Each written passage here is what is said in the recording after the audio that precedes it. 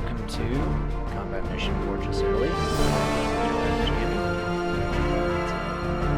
Today we're going to be starting with a cavalry. Putting some thought into it. First. Depending on whether I'm not necessarily the best player in Combat Mission. I have the tactical acumen of a potato. Sometimes I'm excellent, sometimes I get half of my company killed. So, putting some thought into it. And also into historical understanding or my historical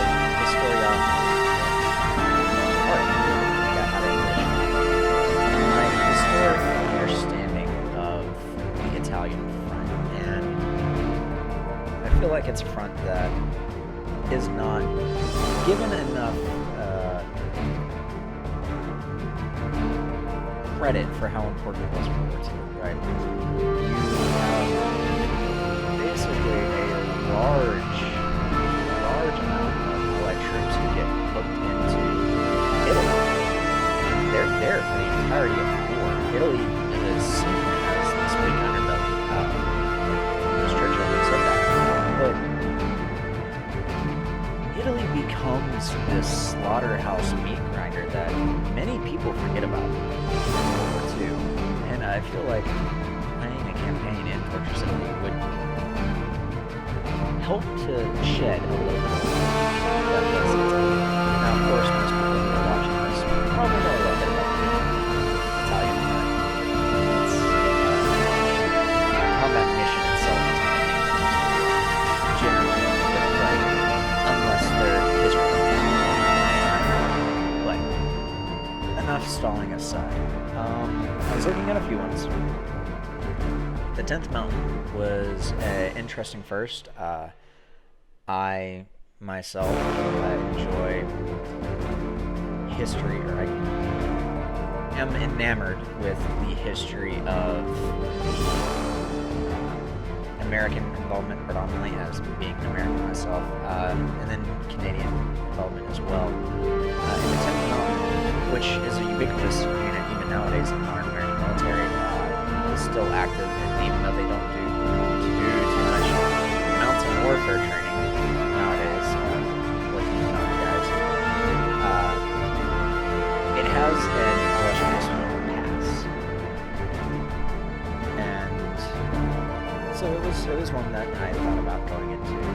Another one was the Polish assault on Monte Cassino, probably one of the most famous engagements of the Italian campaign.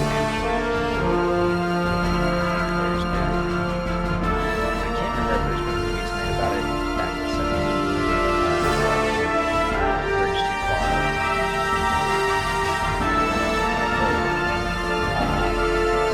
It's different. That first mission starting off the bat. I mean, Monte Cassino was a massive ridge and hill, mountainside hill. It was a meat grinder for the majority of the divisions, because it wasn't just the Polish divisions that pushed through Monte Cassino. There was multiple divisions that would try to remove the German Bolshevik from Monte Cassino. They would all be bloody to push back. It's a rough campaign. It will challenge the fight.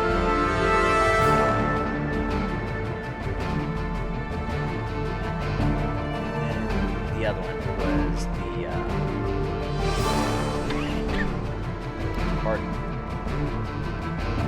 Celleno, First Blood at Celleno, which was the 6th South African Division. And I think that is what I'm going to go with, because I don't know a lot about this battle, nor do I know much about the South African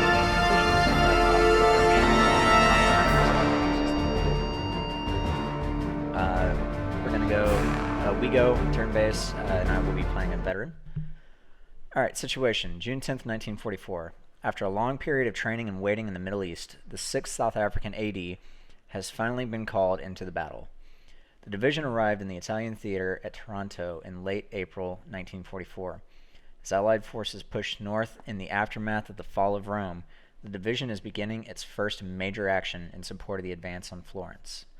Yesterday, the division established a bridgehead across the Acqua Rossa River north of Viterbo. I'm going to mangle these Italian names. I'm already terrible at pronunciation. After tangling with German infantry and Tiger tanks, already this morning we have fought with the German defensive line north of the bridgehead, including heavy mortar, machine gun, and anti-tank fires.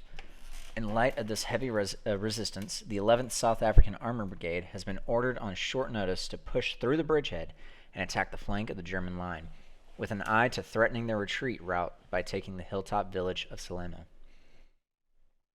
Mission: penetrate the German defenses and capture the village of Celleno before nightfall. Taking this high ground will threaten German avenues of retreat, likely forcing them to fall back to the northeast and allowing a rapid Allied northern advance on the highways. Friendly forces, you command an armored force of tanks, armored recce, and motor infantry. All units are from the 11th Brigade's 6th South African AD.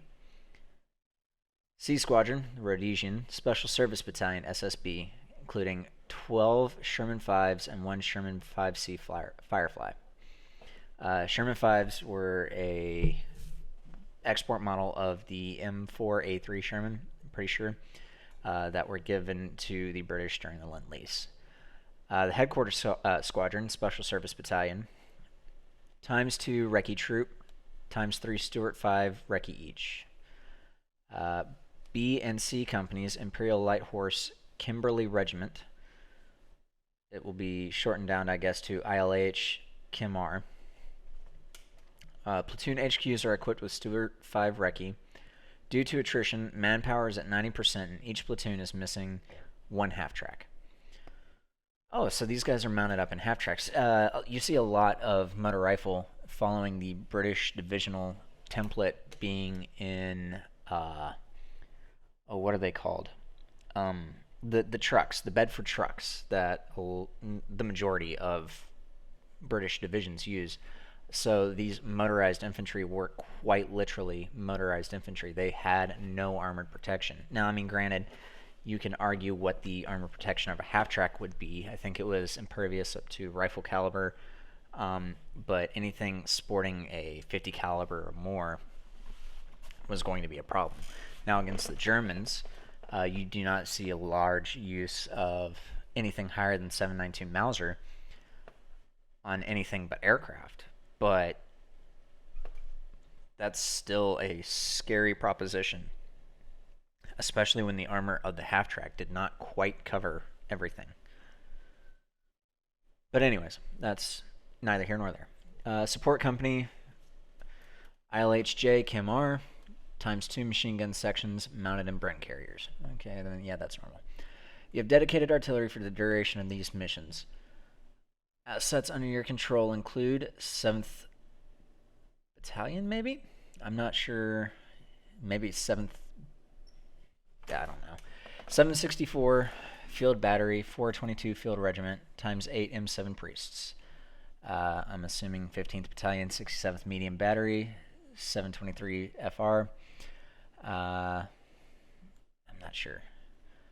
×8 BL 5.5-inch guns. And then ×2 forward observer detachments mounted in Stuart 3 Recce. Interesting. Now, Stuart 3 Recce, I don't know if that is a British adjunction to the Stuart, where, because I know some would turn Stuarts into armored personnel carriers, essentially, removing the turret and the majority of the top armor and allowing troops to ride along, or if it's actually going to be a Stuart 3 who is piloted by an FO. The entirety of your command will be available for each mission, and you will not receive any additional support. The bulk of the enemy forces on the battlefield come from the German 356th Infantry Division. Although newly formed, the division has a backbone of experienced officers and NCOs and is at full strength. We have already encountered numerous AA and AT guns up to 88mm, as well as the occasional Panzer III and Panzer IV from the 26th Panzer Division. Which in the 356 would probably be made up uh, of veterans from the Eastern Front fighting against the Russians. A large majority of the divisions that would be sparking up in the Western Front on the French side of things, and a good number of the reinforcing German divisions that went to Italy, while the rank and file would be raw recruits, the backbone of the NCOs and officers, the guys who make the calls, who make the shots, would be experienced veterans from the Ostfront, either being wounded and coming off of medical hold, or would be guys whose units were completely destroyed on the Eastern Front. Especially at this point in time, you're seeing a lot of recycling and smashing together of divisions from the Eastern Front sent back to basically sit on garrison duty and defend.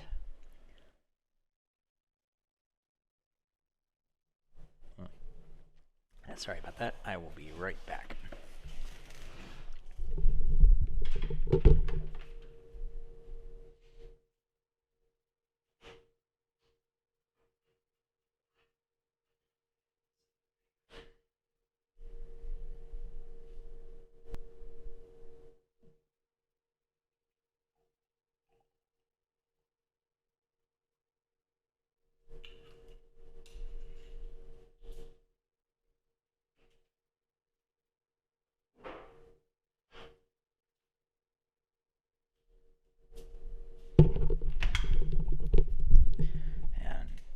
Note to self, please edit this out of the video.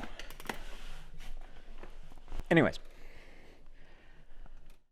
Plan. Your first order of business is to secure a crossing of the steeply embanked railway 4.5 kilometers south of Celleno. Once the crossing is secured, your command will advance north 2 kilometers, then pivot to the east, advancing across open tank country and then into the narrow valley approximately 1 kilometer south of Celleno. This narrow, deep valley has routes that will allow our force to advance close to the village, while also moving guns into supporting positions that can sweep the objective itself. By the time we take Celleno, it will likely be close to dark, and we will be low on ammunition. This advance will take place at first on open tank country ground, but then rapidly transition into complicated terrain with many choke points. We will need to move with speed in order to prevent the Germans from mining and repositioning to cover our narrow advance routes, so time constraints will be tight. This also means that until we halt for the day, we will not receive any resupply or chances to rest. All player forces are core. Your forces, both on-map and off-map, will not receive any reinforcements, resupply, or rest during this campaign. You will want to carefully manage how much you use your artillery, or they may run out of ammunition before the end of the campaign. You'll need to avoid sustaining excessive casualties through each battle, or else you may find yourself fielding an inadequate force for the final missions. Choose between taking that last objective or pushing your men too far. Taking less than 15% casualties for a battle will award you bonus victory points. Okay, so we're definitely going to have to husband our resources a lot more than I am necessarily good at. Combat mission can either be great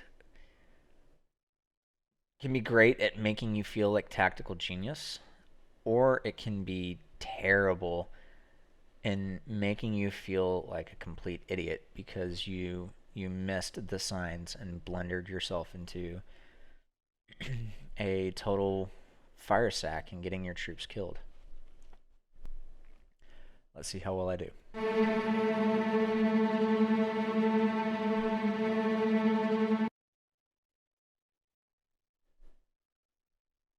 Oh, and CM Italy might have just died on me. I think it did. Alright. But yeah, so as I was saying, fighting in the Italian front is not something that I personally am too knowledgeable about. I will need to fiddle with audio controls.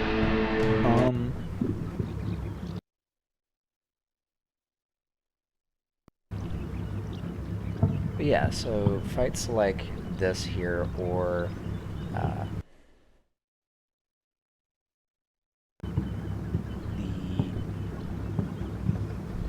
the Gela breakout and the majority of the follow-on engagements after Sicily are not something I really paid attention to, so this will be interesting.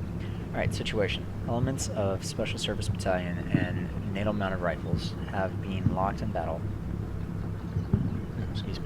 with enemy forces in the vicinity of Gata Estefano most of the morning. For the last several hours, heavy artillery and tank fire have inflicted heavy losses on the first line of German defenses, allowing us to move into position to begin the attack.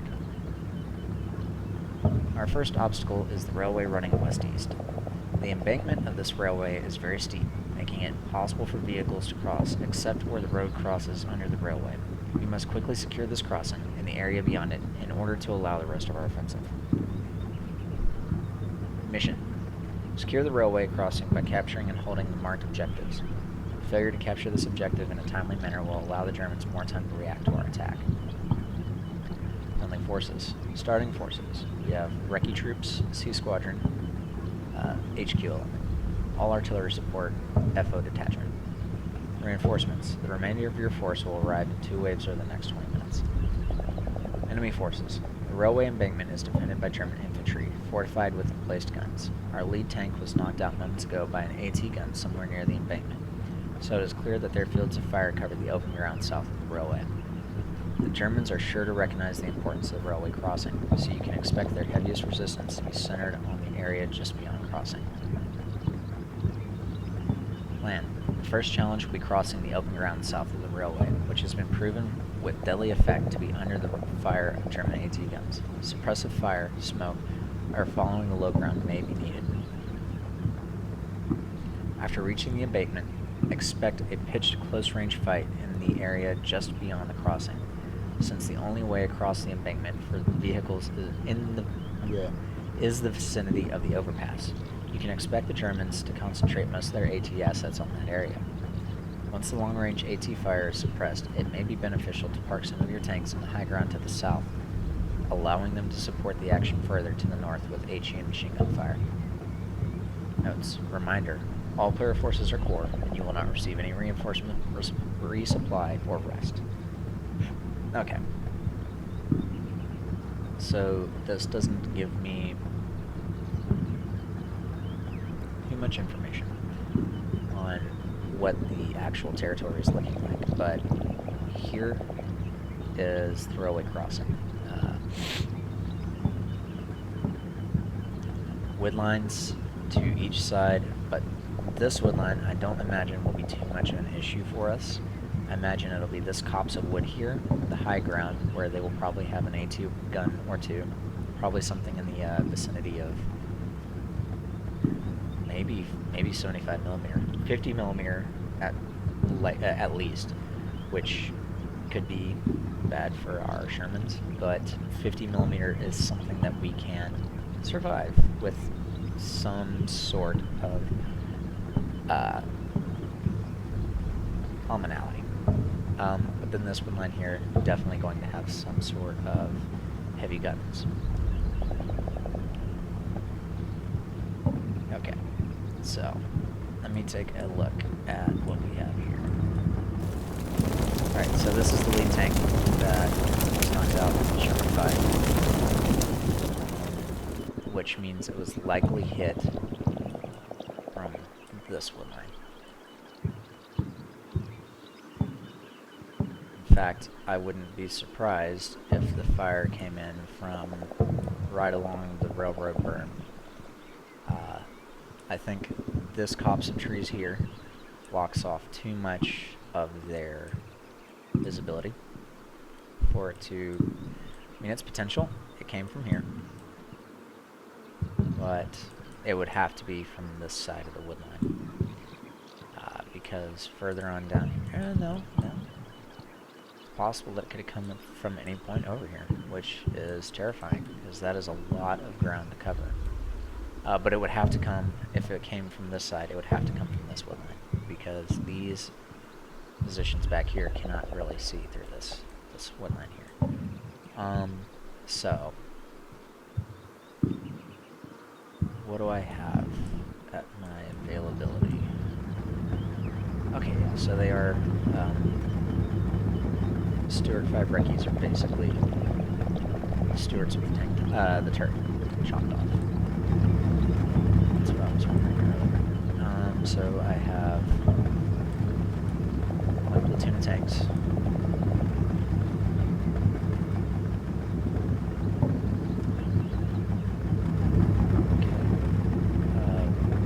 Section here, which, even though I think from their positions they're blocked off by the hill, I still kind of am thinking about getting back pulled up. We have one Recce troop with the HQ armed with 2 Thompsons and a run gun. New detachment armed with a Lee Enfield, a Bren, and a Thompson, and one detachment, again, 2 Thompsons and Bren gun. Probably something similar over here. Yep, one detachment, 2 Thompsons and Bren gun. Thompson, Bren gun, and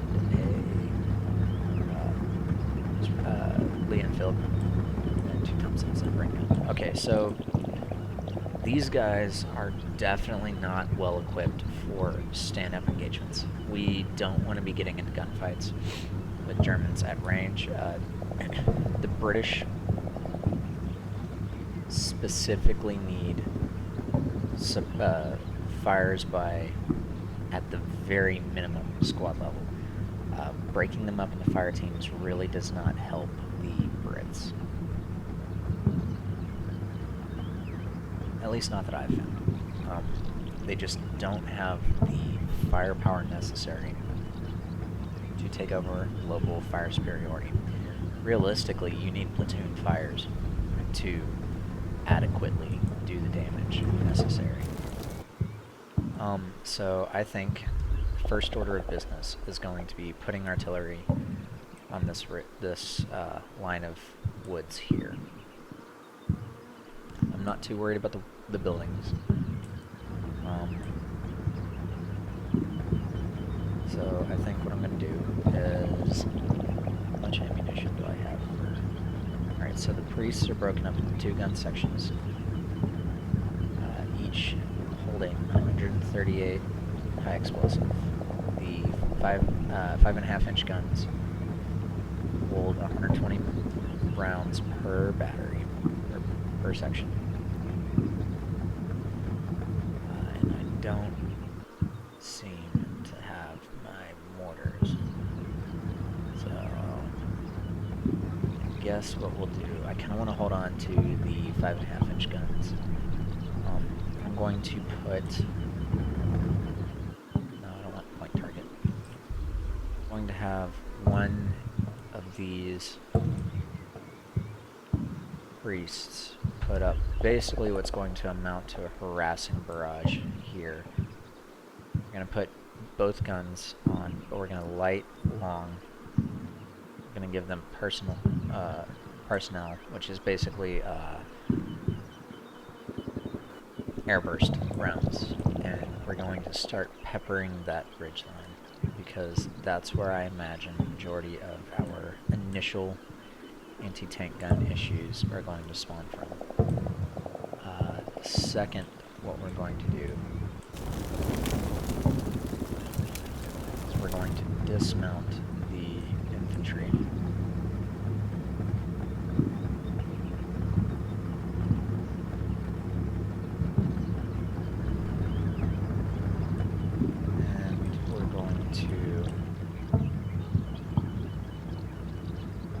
Try and get eyes on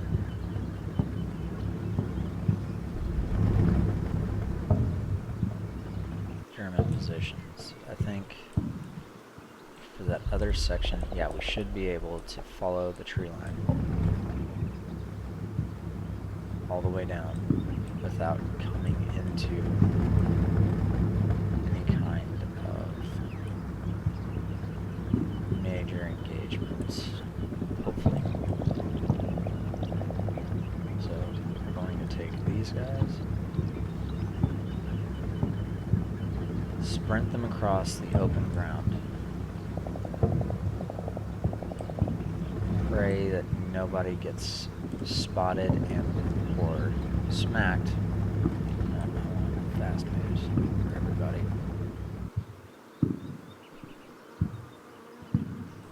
Okay. I'm gonna start spreading these guys out.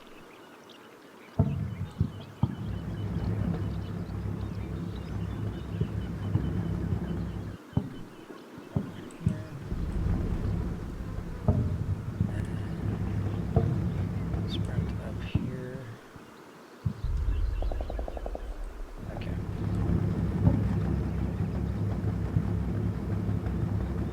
Board observer, I'm going to hold in reserve until we can get OP. So I think we're going to take this guy.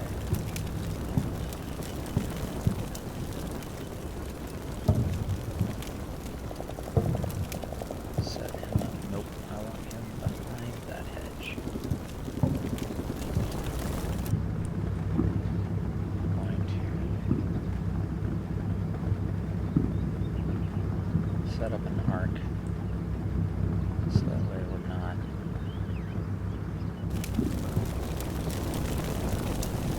at risk of exposing ourselves.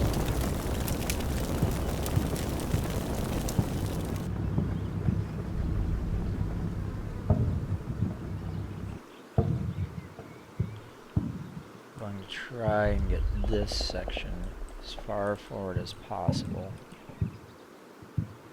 I don't know what rank this guy is. I'm assuming it's a sergeant. I know American. Oh, there we go.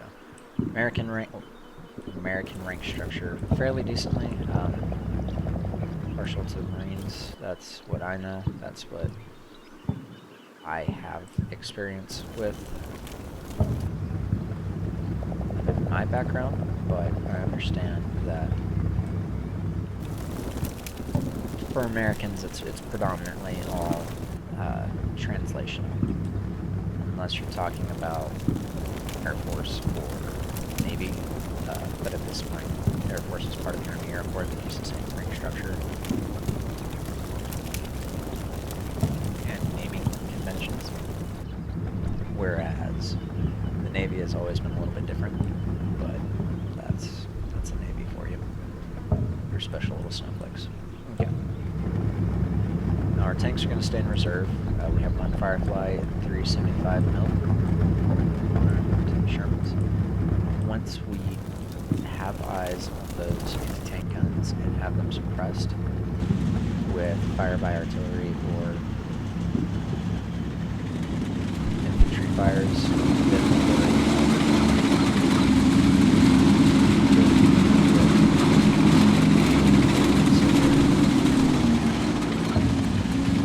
potentially get them down into this wood line, but that's a big risk for not a lot of guaranteed maneuver, and I really don't feel like sacrificing what's likely to be very limited armor. It's gotta be my artillery coming in. I'm hoping that's my artillery coming in.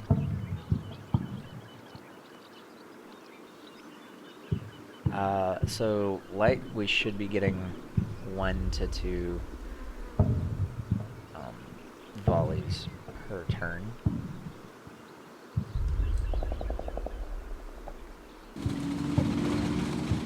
Alright, first turn over with, and nobody has exploded yet, so that's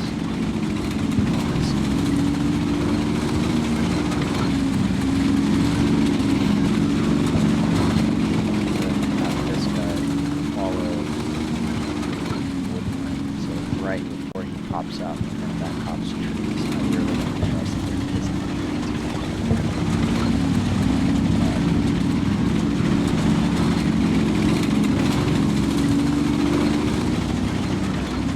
you can never be too sure.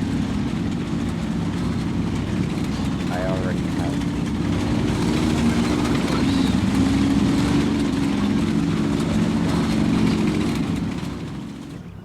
lose any of it if I can help it.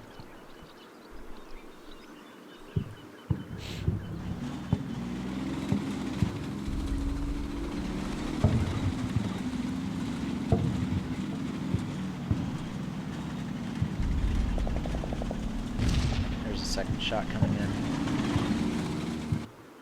Now, these are very old, or not old, very, oh god, I can't think of the word. These airbursting shells are not very advanced. That's the word. So these airbursting shells, more often than not, would not airburst at the right altitude, because these were timed fuses, not proximity fuses, if I'm not mistaken. So you would see a large number of these shells detonating too high, or once they've hit the ground, just because of the technology at the time. So not only are you looking at more inaccurate fires than what we would deal with today in modern artillery, where it's all GPS and it's all very deadly and dangerous. Here you're looking at artillery called in by the Mark 1 eyeball and adjustment. There is no electronic aid. Okay, so I'm going to dismount these guys. I'm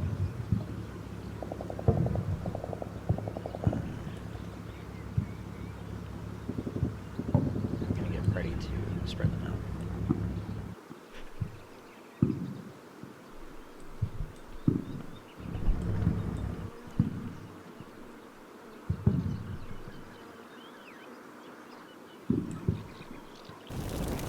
Initially, we're going to see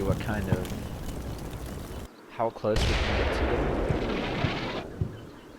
utilizing the British daring do and pluck. Let's see if we can get close enough to get good spots on the Germans.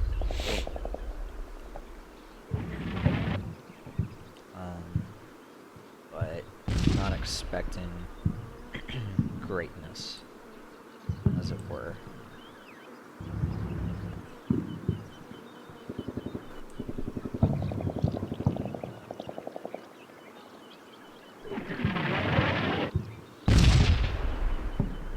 Now, this artillery really isn't meant to knock anything out. It's just meant to keep Germans' heads down. And if it does kill something, great, fantastic. We'll take it, but I'm not expecting greatness, like I said. I'm waiting until I have positive identification on German anti-tank positions, and then I will hammer them with God's own wrath by my 105mm artillery in either medium or heavy pace, short duration artillery, basically meant to expend as little ammunition as possible for the highest likelihood kill. We have an hour to perform this. With motorized infantry, we can cover a lot of ground very quickly, as long as we make sure that those anti-tank guns are knocked out. And we can support that armored infantry push with our tanks. Alright, so let's see. Once the infantry is in position, I plan on spreading them out through this wood line here. They're going to be spaced pretty far apart, which means they're not going to be able to support each other. But we're going to need all the help. Alright, so these guys adjust their parking fire, which basically also indicates what part of the terrain they're going to be paying attention to, at least in the general vicinity.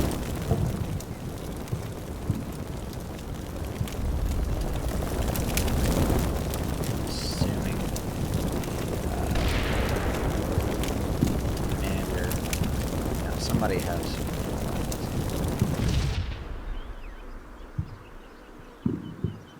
more shots coming in.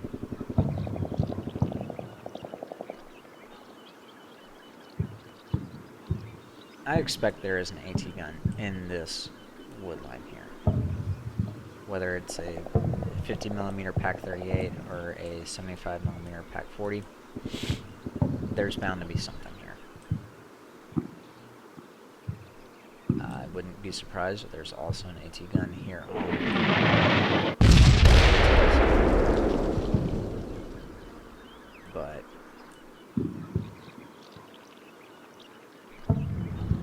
I'm expecting that to be the best position for their AT guns because of the cover and concealment, both because they can hide their infantry behind the railroad ties here, park a anti-tank gun probably somewhere like right here with keyhole, shots right through, and then be able to roll it back down the hill and get it out of the line of fire very quickly.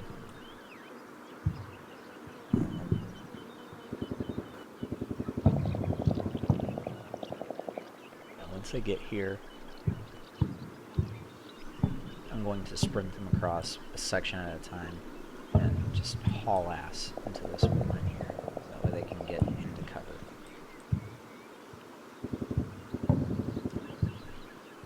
In no great rush.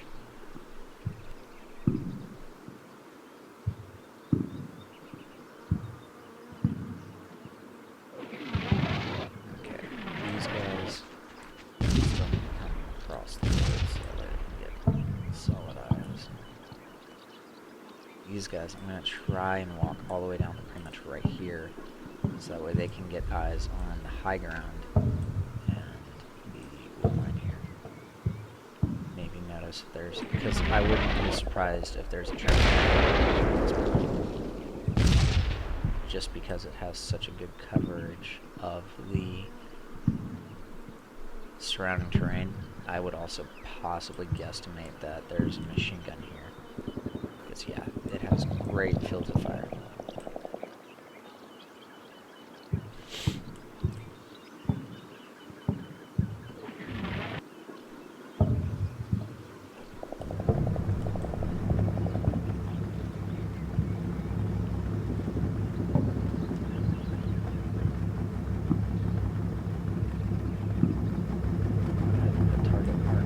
Guys, so they're taking shots of opportunity.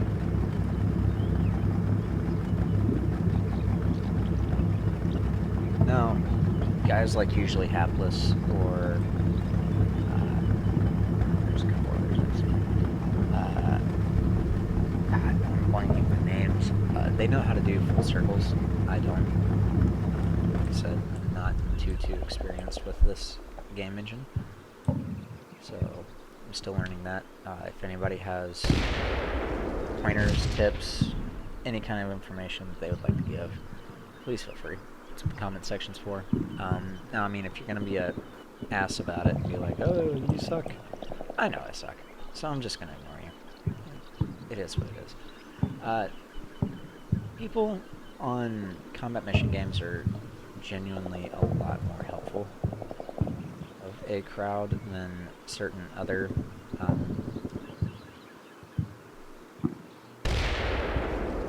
higher intelligence wargaming, so I like to call it. Generally, I've not ran into anybody in this community that is an asshat, but I mean, there's assholes everywhere, and so I wouldn't be surprised. But, you know, I'll take it where I can get it. Basically turn 6 done and out of the way. This first section is here in the wood line, so I'm going to sprint them across at a quick pace, and from there follow the wood line a little bit farther east.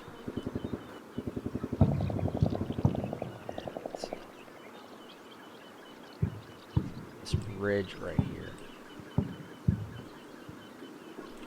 is going to provide a hazard to my spotting, so they might be taking a long trip around to like over here. These guys are probably going to go right here, so that way they can see this position.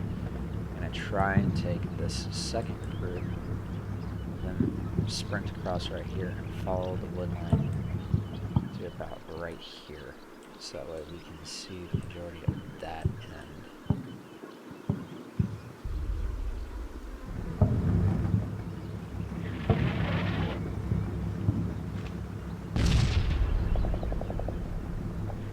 Go, boys, go!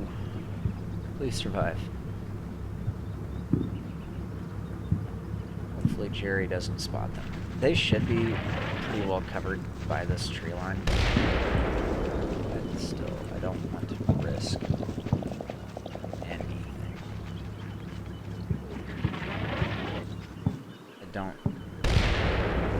I know that the 356th is made up of green, at the very best, regular troops with a little bit more veterancy in their NCO Corps, but I still don't want to put it up to chance. I mean, we're not looking at very experienced troops here either. I mean, these are green troops. This is their first combat operation, so not expecting greatness out of my poor South Africans here. Alright, sprint these guys across here. Move them through the wood line.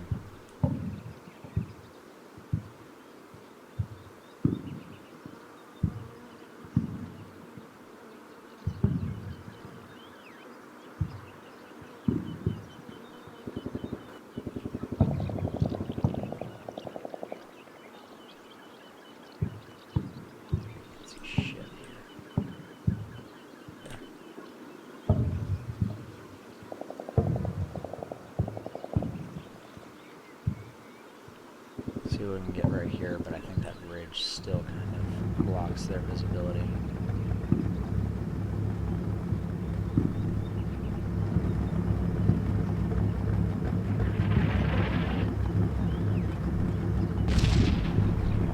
I need to probably position these guys up here.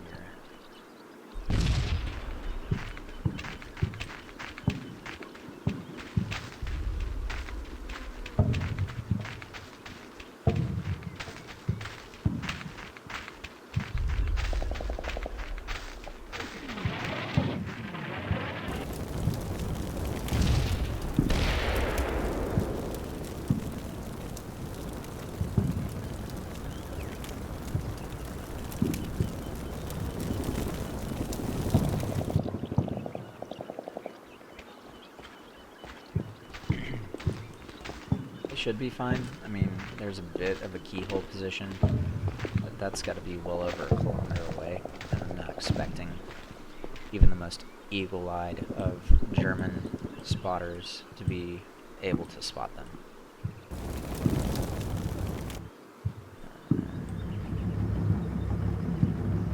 The second section is all the way over clear.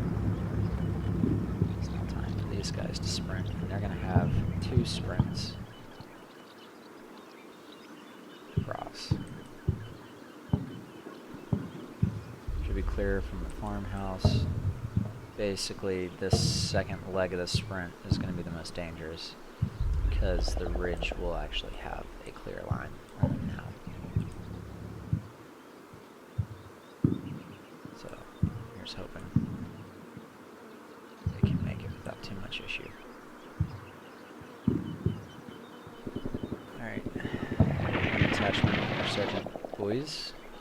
Guys.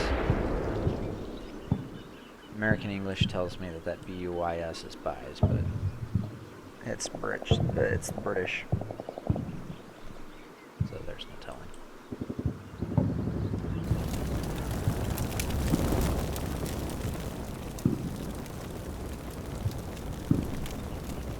Yeah, I'm not really surprised that these guys haven't spotted anything, because that's a very, very long distance to get eyes on.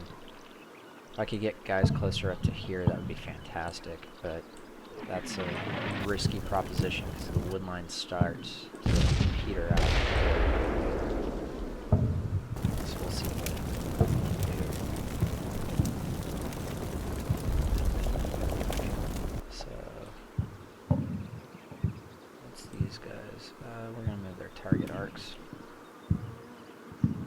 So I want them focusing more in this direction here.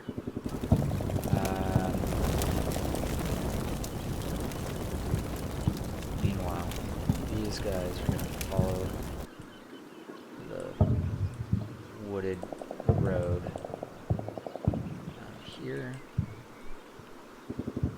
cross over, and then get to right here. And those guys there, these guys are making their final sprint across.